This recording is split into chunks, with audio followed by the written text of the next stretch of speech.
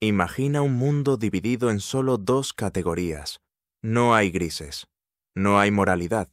Solo existen los asesinos y los perdedores. Esta no es una filosofía de negocios, es un trauma infantil convertido en arma de guerra. Antes de la Torre Trump, antes de la Casa Blanca y mucho antes de los escándalos de 1990, Donald Trump ya había tomado una decisión. Nunca, bajo ninguna circunstancia, ser un perdedor. Pero para entender al hombre que rompió el sistema, primero debemos entender al hombre que lo programó. Nueva York, 1970. Fred Trump es el rey de los ladrillos en Queens y Brooklyn. Un hombre rígido, tacaño y brutalmente eficiente. Su ingeniería de dinero era simple: construir barato, cobrar rápido y nunca soltar un centavo. Fred no quería fama, quería control. Pero Donald, su segundo hijo, tenía una carencia fundamental: la necesidad patológica de ser visto. Mientras Fred miraba los balances contables, Donald miraba el horizonte de Manhattan. Para el padre, Manhattan era un riesgo innecesario. Para el hijo, era el único escenario digno de su ego. Aquí entra la psicología oscura. Donald no quería simplemente heredar el imperio, quería eclipsarlo.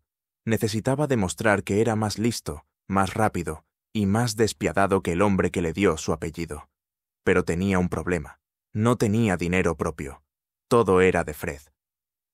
Para conquistar Manhattan, Donald tuvo que aplicar una táctica de negociación arriesgada: usar el crédito y la reputación de su padre como aval, sin que su padre controlara el proyecto.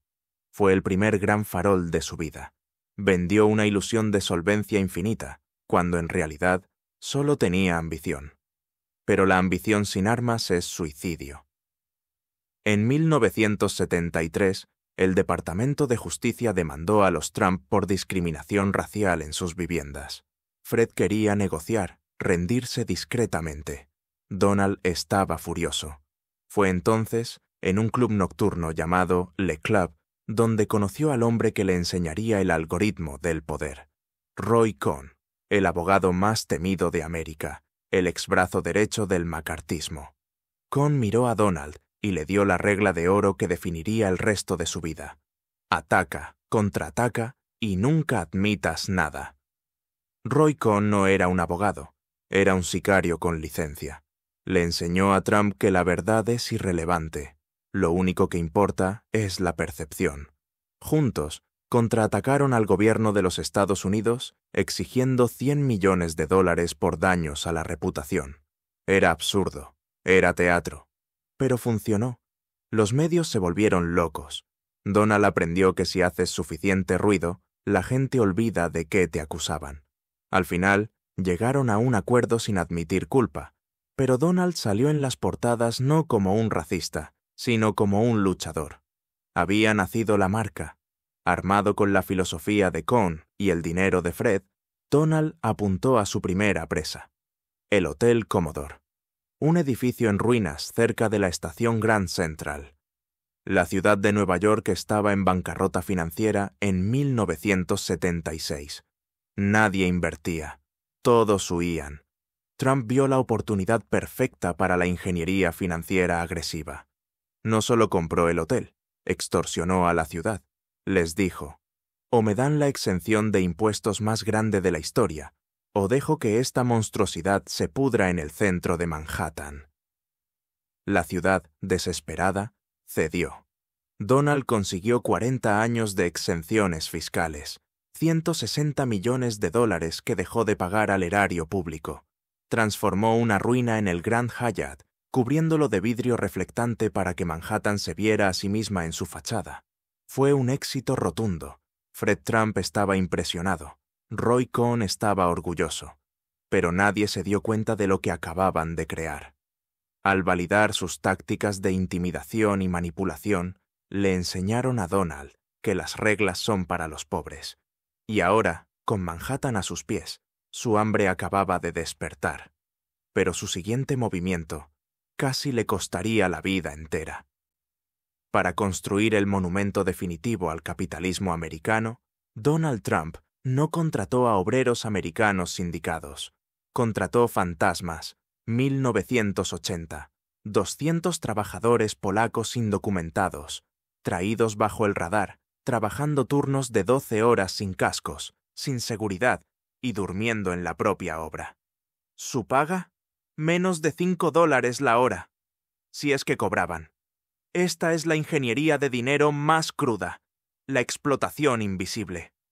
Trump sabía que para ganar el juego del lujo, primero tenía que ensuciarse las manos en el barro de la ilegalidad. Antes de que la torre pudiera subir, el edificio Bonwit Teller tenía que caer. Era una joya Art Deco, con 2 bajorrelieves de piedra caliza, amados por el público. Trump prometió donarlos al Museo Metropolitano. Mintió. Se dio cuenta de que desmontarlos retrasaría la obra 2 semanas. En la mente de un estratega despiadado, el arte no tiene retorno de inversión. Ordenó a los obreros polacos que los destrozaran a martillazos. La prensa lo llamó vándalo cultural. Trump aprendió otra lección de poder. La mala publicidad no existe si el edificio es lo suficientemente alto. Pero había un problema mayor que el arte. En el Nueva York de los 80 no podías verter un solo metro cúbico de hormigón sin el permiso de la comisión. Las familias mafiosas Genovese y Gambino controlaban el sindicato del cemento. Si no pagabas, no construías. Aquí es donde la leyenda del negociador se encuentra con la realidad del cómplice. Trump, asesorado por Roy Cohn, quien representaba a los jefes de la mafia, compró el hormigón más caro de la ciudad para asegurar paz laboral.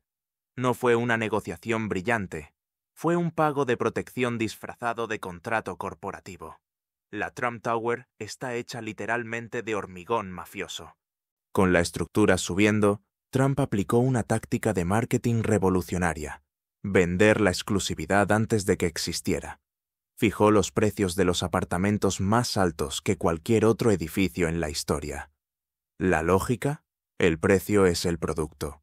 Si cobras $10 millones, la gente creerá que vale 10 millones. Creó una escasez artificial.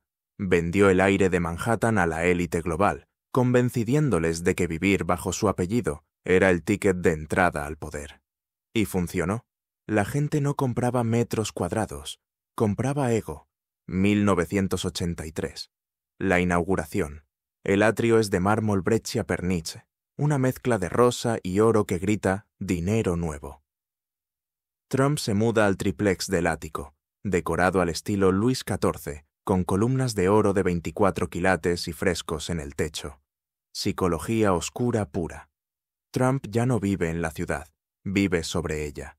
Se ha construido un Olimpo desde donde juzgar a los mortales. Este aislamiento físico reforzó su narcisismo. Desde ahí arriba, los problemas de la gente común parecen hormigas. Y las hormigas se pueden pisar. La Trump Tower fue un triunfo. Le dio fama, legitimidad y millones. Pero el éxito es una droga peligrosa para una mente que no conoce límites. Con Nueva York conquistada, Donald sintió que era infalible. Su toque de Midas parecía real, pero la arrogancia ciega.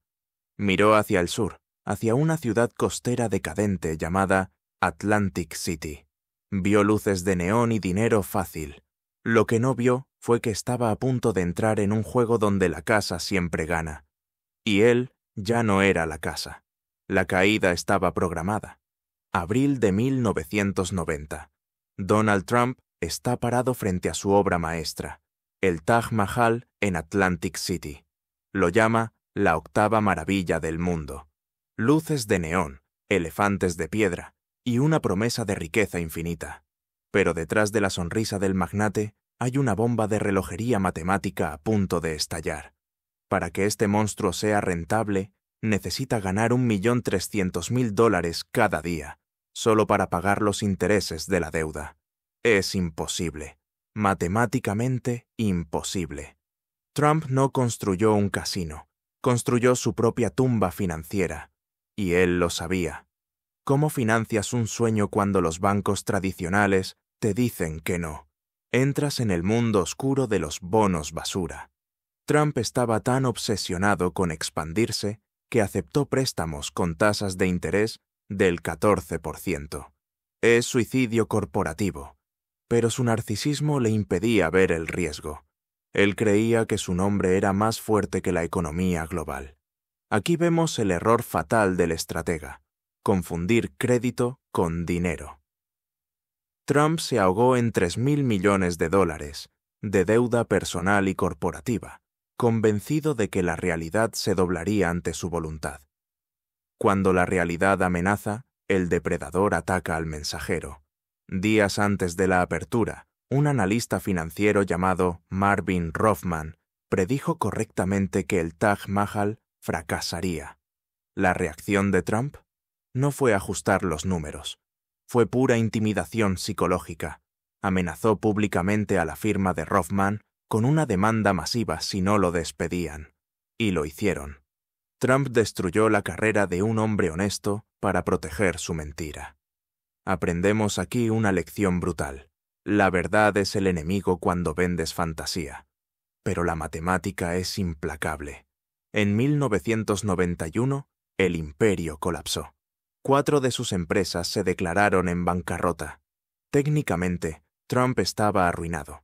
Tenía un patrimonio neto negativo, pero aquí ejecutó su maniobra más brillante y perversa: el concepto de too big to fail. Debía tanto dinero a tantos bancos que si él caía, los arrastraba a todos. Usó su propia deuda como rehén. Se sentó con los banqueros y en lugar de pedir clemencia, les dictó condiciones. Si me matan, mueren conmigo. Y los bancos, aterrorizados, le dieron una asignación mensual de $450.000 para sus gastos personales. Aunque sobrevivió, el costo psicológico fue devastador. Los bancos le quitaron sus juguetes. Tuvo que vender su aerolínea, Trump Shuttle. Tuvo que entregar su yate amado, el Trump Princess. Para un hombre que mide su valor humano por sus posesiones, esto fue una castración pública. La prensa, que antes lo adoraba, ahora se burlaba. El rey de la deuda. Esta humillación sembró una semilla de resentimiento profundo contra las élites de Manhattan y los medios de comunicación. El Trump encantador murió en Atlantic City. El Trump vengativo estaba naciendo. Mientras su imperio financiero ardía, su imperio doméstico explotaba. Los rumores de una aventura con Marla Maples llegaron a las portadas. Ivana, su esposa y socia estratégica, no se iba a ir en silencio. Se avecinaba el divorcio más mediático del siglo. Pero en medio del caos, con los acreedores golpeando la puerta y su familia rota, Trump miró a la cámara y sonrió. Había descubierto algo que nadie más vio. En la cultura americana, ser famoso por fracasar sigue siendo ser famoso, y estaba a punto de convertir su desgracia en el reality show más largo de la historia. Wall Street, 1995. Donald Trump acaba de realizar el truco de magia financiera más descarado de la década. Sus casinos sangraban dinero, pero él no absorbió las pérdidas, las empaquetó. Lanzó a bolsa Trump Hotels and Casino Resorts bajo el símbolo DJT. Convenció a miles de pequeños inversores de que compraban una parte de su éxito, cuando en realidad estaban comprando su deuda. Él se embolsó millones en salarios y bonos, mientras la acción se desplomaba desde $35 a centavos. No fue una inversión, fue una transferencia de riqueza de la clase media a su bolsillo. Tras el desastre de los 90, Trump entendió una verdad fundamental. Poseer edificios es arriesgado y costoso. Poseer un nombre es pura ganancia. Dejó de ser un constructor y se convirtió en una etiqueta. Empezó a vender su apellido como si fuera Louis Vuitton. Desarrolladores en Panamá, Turquía o Filipinas pagaban $5 millones solo por poner las 5 letras doradas en sus fachadas. Trump no ponía ni un ladrillo, ni arriesgaba $1. Si el edificio quebraba, no era su problema. Había separado su beneficio del riesgo. Ingeniería de marca en su máxima expresión. Pero para vender la marca, necesitaba mantener la ilusión del magnate infalible. En 2004, el productor Mark Burnett le lanzó un salvavidas: El aprendiz.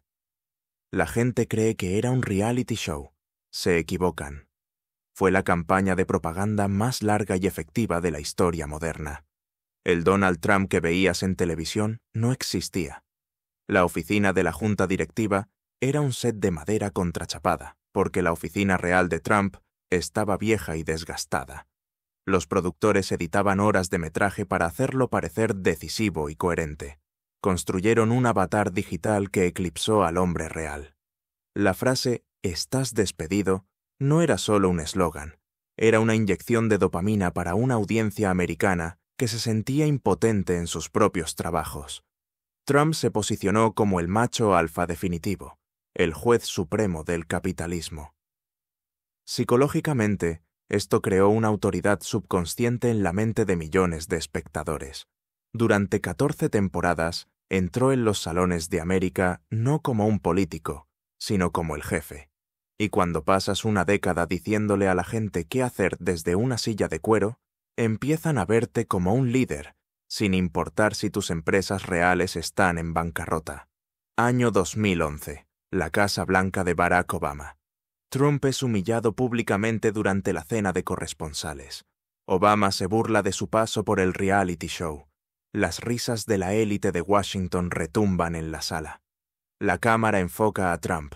No se ríe. Su rostro es una máscara de furia gélida. En ese preciso instante, la psicología oscura toma el volante. El narcisista herido no busca disculpas, busca aniquilación total. Trump se da cuenta de que la fama televisiva le ha dado algo que el dinero no puede comprar, una base de fanáticos leales. Decide usar la mentira del nacimiento de Obama para testear su poder político. Junio de 2015. Torre Trump. Donald espera en el atrio. Ha contratado actores por $50 cada uno para que aplaudan y lleven camisetas. Todo es un montaje, igual que su programa de televisión. Pero cuando pone un pie en esa escalera mecánica dorada, la ficción y la realidad colisionan. No está bajando para promocionar un libro. Está bajando para secuestrar el Partido Republicano. Los expertos se ríen. Dicen que es un payaso. No saben que el payaso lleva años afilando los cuchillos y que trae un arma secreta, el conocimiento de cómo manipular la ira de una nación entera. En la historia de la política moderna, el dinero siempre dictó al ganador. Hasta 2016, Jeb Bush gastó más de $100 millones en publicidad para conseguir nada. Donald Trump gastó una fracción, pero obtuvo algo que el dinero no puede comprar. $5.000 millones en cobertura mediática gratuita. Los canales de noticias, adictos al rating, transmitían sus podios vacíos esperando a que apareciera. Trump hackeó el sistema operativo de los medios. Entendió que la indignación genera clics y los clics generan dinero. No estaba haciendo campaña. Estaba produciendo el reality show más rentable del mundo, y las cadenas de televisión eran sus empleados no remunerados. La élite intelectual subestimó su arma más letal, los apodos. No eran insultos infantiles, eran etiquetas de programación neurolingüística diseñadas para destruir la marca del oponente. Jeb el de baja energía, la deshonesta Hillary, el pequeño Marco. Al repetir estos adjetivos hasta la saciedad, Trump reescribió la percepción pública. Redujo a políticos con décadas de experiencia a caricaturas bidimensionales. Es una táctica clásica de dominación. Si nombras el defecto de tu enemigo, eres tú quien define su realidad. Trump no debatió políticas, aniquiló personalidades. Mientras el mundo miraba sus mítines, la verdadera guerra sucedía en las sombras digitales. Brad Parscale y Steve Bannon montaron el Proyecto Álamo. No buscaban convencer a los votantes indecisos. Buscaban activar a los olvidados y deprimir a los oponentes. Usaron datos de Facebook para lanzar dark posts, anuncios invisibles para el público general, pero diseñados quirúrgicamente para detonar el miedo en perfiles psicológicos específicos. Si tenías miedo a los inmigrantes, veías hordas invadiendo. Si odiabas el sistema, veías corrupción. Fue la primera vez que una elección se ganó usando armamento de grado militar psicológico contra la propia población civil. Octubre de 2016. Aparece la cinta de Access Hollywood. Trump se jacta de agredir sexualmente a mujeres. Cualquier otro candidato habría renunciado en 24 horas. Los expertos firmaron su certificado de defunción política, pero Trump aplicó la táctica de Roy Cohn. Nunca te disculpes, nunca te retires. En lugar de esconderse, trajo a las acusadoras de Bill Clinton al debate presidencial. Sobrecargó el ciclo de noticias con tanto caos que el escándalo original perdió su potencia. Trump demostró que si eres lo suficientemente descarado, la moralidad convencional deja de aplicarse a ti. Se volvió inmune porque carecía de la vergüenza que frena a los hombres normales. Y detrás del ruido, el susurro constante de una injerencia extranjera. No necesitamos probar conspiraciones para ver la estrategia de poder. Trump rompió la norma sagrada de la política exterior al invitar públicamente a Rusia a hackear los correos de Hillary Clinton. Rusia, si estás escuchando, fue una señal de que el fin justifica los medios. Para un hombre de negocios transaccional, la soberanía nacional es solo otro activo negociable.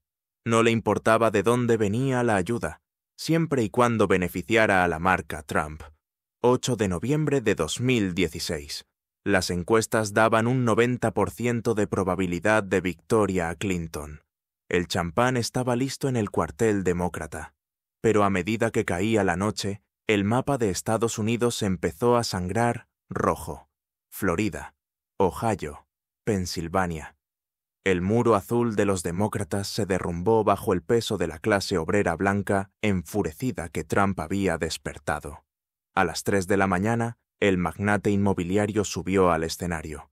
No era una victoria política, era una OPA hostil exitosa contra el gobierno de los Estados Unidos. Trump tenía ahora los códigos nucleares, y el mundo contuvo la respiración. 5 de la mañana. La Casa Blanca duerme, pero el presidente está despierto. En su mano no tiene informes de inteligencia, tiene un iPhone. Para Donald Trump, Twitter no era una red social, era su propia agencia de noticias y su látigo personal.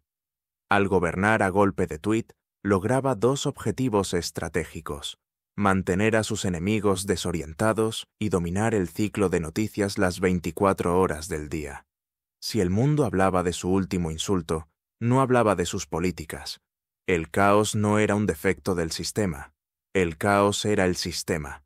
Enero de 2017. Su primer acto oficial no fue una ley, fue una mentira sobre el tamaño de la multitud en su investidura. ¿Por qué mentir sobre algo tan fácil de verificar? Psicología oscura. Fue un test de lealtad. Obligó a su secretario de prensa a humillarse ante las cámaras y a sus seguidores a rechazar la evidencia de sus propios ojos. Cuando su asesora Kellyanne Conway acuñó la frase «hechos alternativos», definió la era. Trump entendió que si rompes el concepto de verdad objetiva, la realidad se convierte en lo que el líder diga que es. En la organización Trump, la lealtad es unidireccional, fluye hacia arriba. En la Casa Blanca, aplicó la misma lógica corporativa feudal.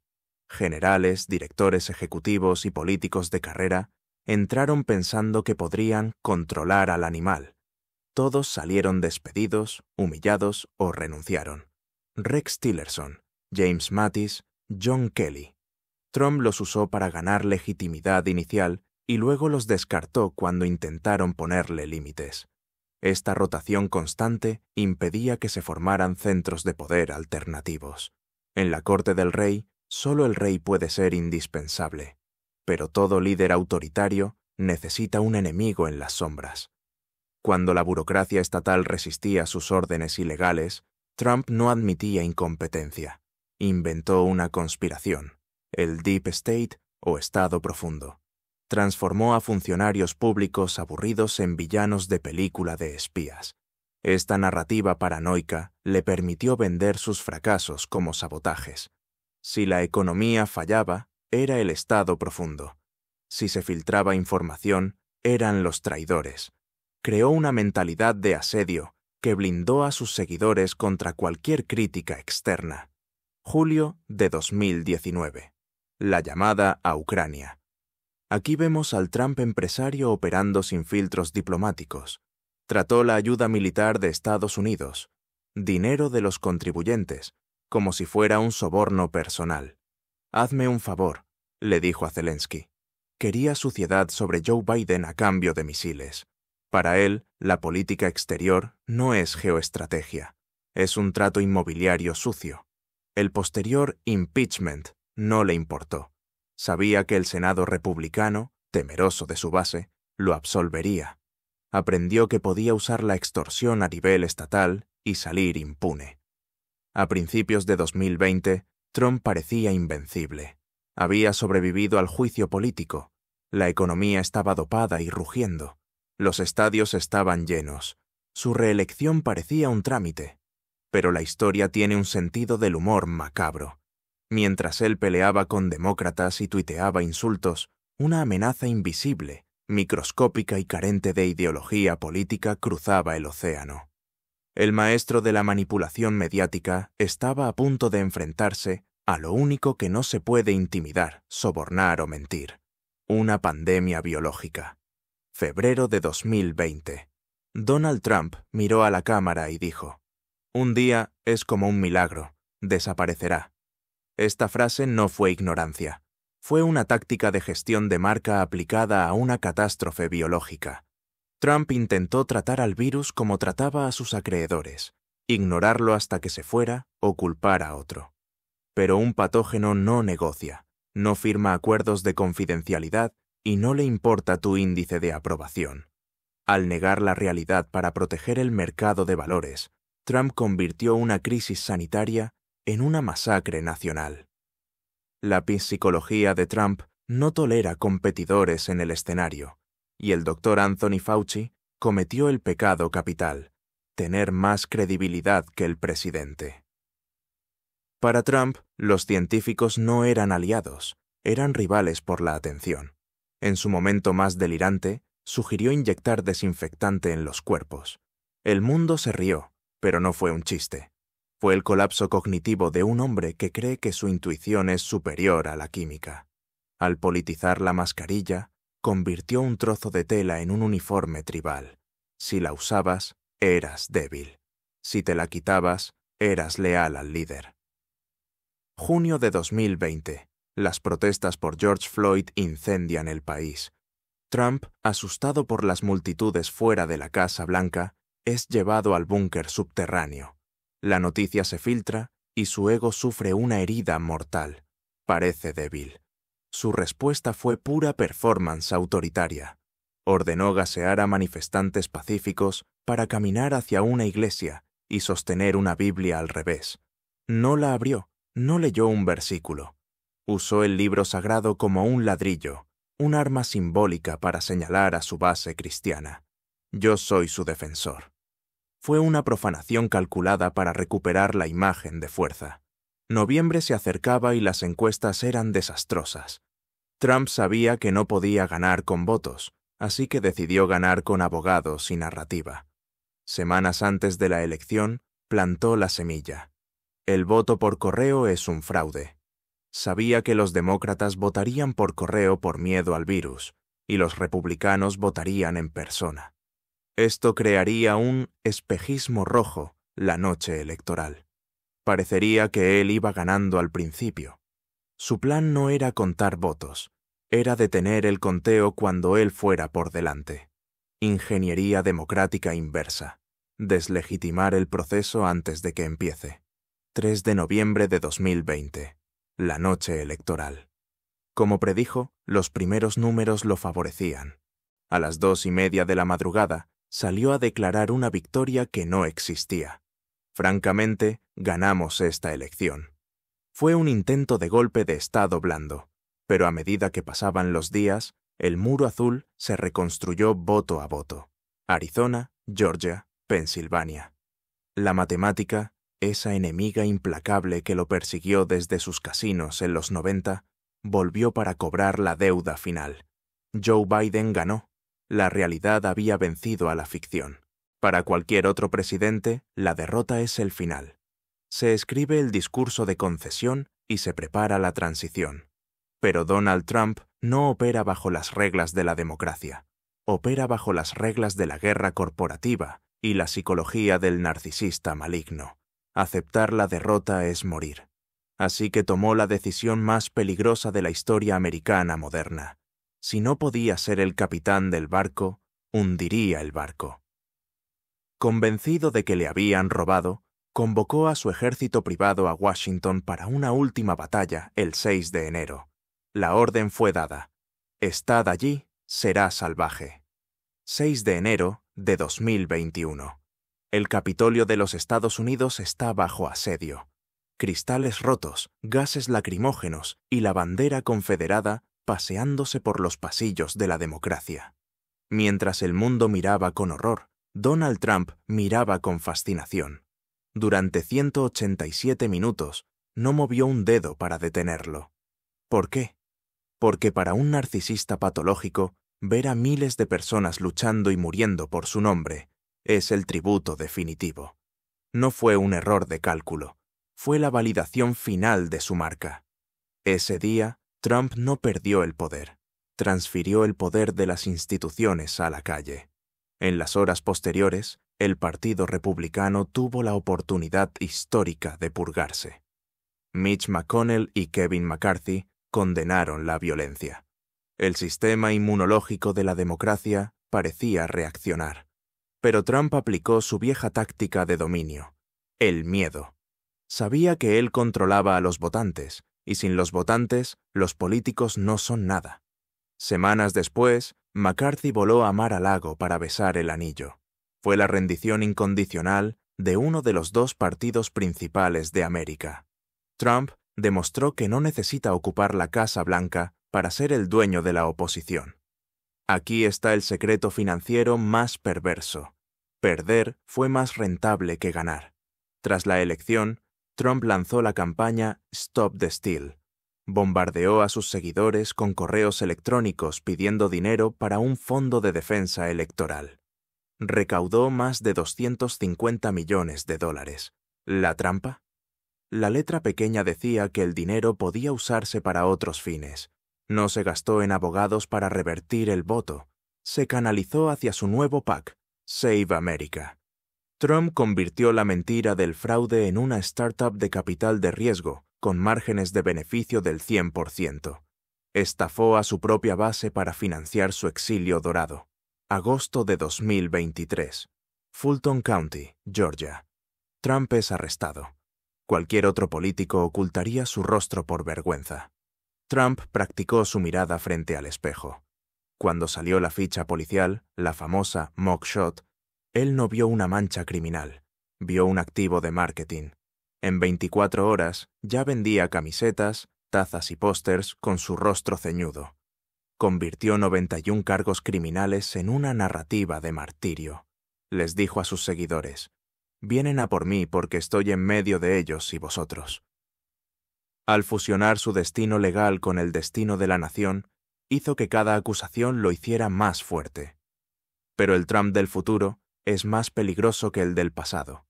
Ya no es el novato de 2016 que no sabía cómo funcionaba Washington. Ahora tiene un plan. El Proyecto 2025.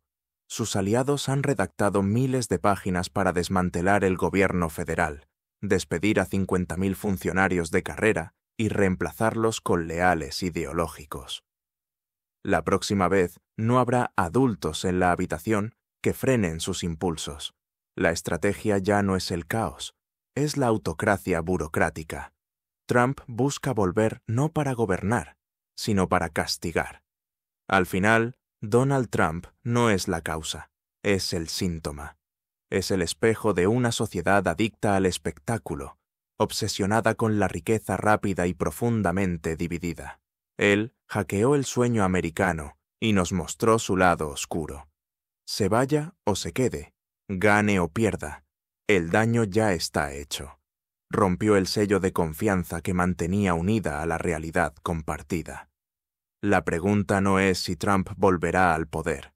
La pregunta es, ahora que sabemos que el sistema puede ser secuestrado por un solo hombre con suficiente audacia y sin escrúpulos, ¿quién será el siguiente en usar su manual? Esta historia de poder continuará.